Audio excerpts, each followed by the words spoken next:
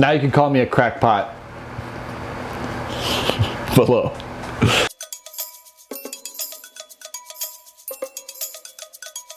Hey guys, Johnny Nerd out here. Got an important video, at least to me. It's about consumption and saving the world. How e-bikes are gonna save the world.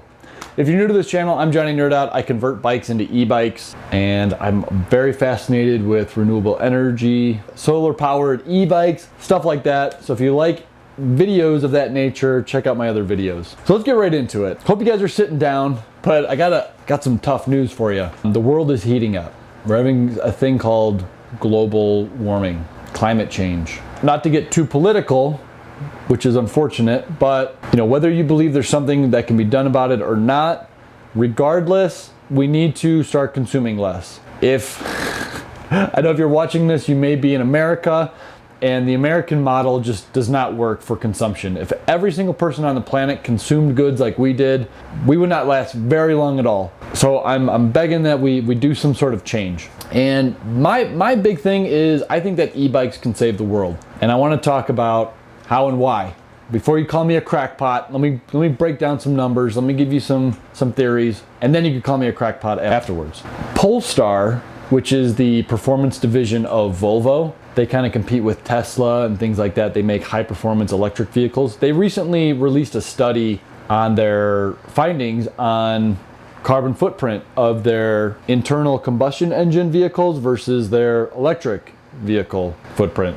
And I got a graph here that kind of shows. And what this shows is the lifespan of your carbon footprint over the lifespan of your vehicle.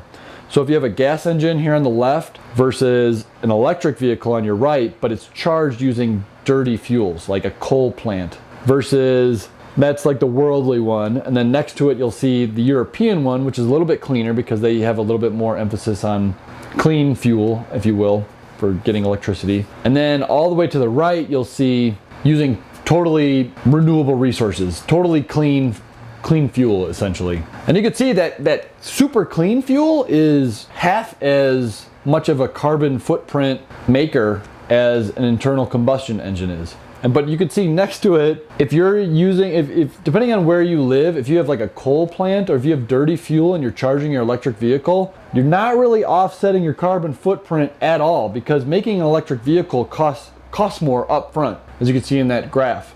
It's more consumptive up front, but over the length of the ownership of the car, they're assuming that it'll pay back some, and then overall it'll be a little bit less if you use dirty electricity to fuel up your car. Best case scenario, it's half is bad for the environment. That's great. It is really good. I'd much rather have us do that. It's not enough. It's just not enough. It's not enough, Dad! I was just running some numbers going off of a 3,500 pound car versus a 50 pound e-bike. That's 1/70th of the amount of materials needed as a piece of transportation. It's 1/70th. That's like 1.5% as much material consuming things. When you consume things, you need dirty diesel tractors and heavy duty equipment to pull out that rare earth materials out of the earth. So there's a cost at every step of the way when you're making an electric vehicle, even if it's clean. But an electric bike uses 1/70th of the materials. Because if you have an electric vehicle and you're cleaning it, and even if you're charging it with solar, it's half. It's not good. That means we're all gonna be extinct in 40 years instead of 20. It's okay. So like our children might live to be like half a life. With an electric bike, battery packs are about 1,000 kilowatt or less, depending. If you're a custom maker like me, you ride around with a 1,000 watt hour battery pack. That's small enough that you could solar charge it. I've been working on playing with solar charging even while you ride, and I've got it down now where I could pretty much solar charge my e-bike battery in about a half a day.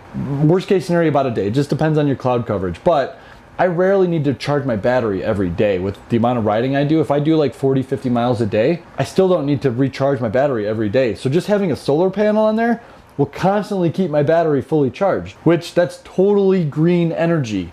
What we need is radical adoption though. And with this, e-bike boom that happened in 2020, we saw a lot of people start getting onto e-bikes, and it was no longer really a novelty. They could kind of see it being like, oh yeah, No, this is fun for exercise. But it's when the nerds like me and hopefully you start seeing it as a way, as a transportation, a grocery getter, you know, a way to go and travel and do some major transportation, use it to get to work. That's when the major shift is going to happen. And especially in America, where we're the biggest offenders of consumption and dirty consumption, buying disposable things. It's the throwaway society here.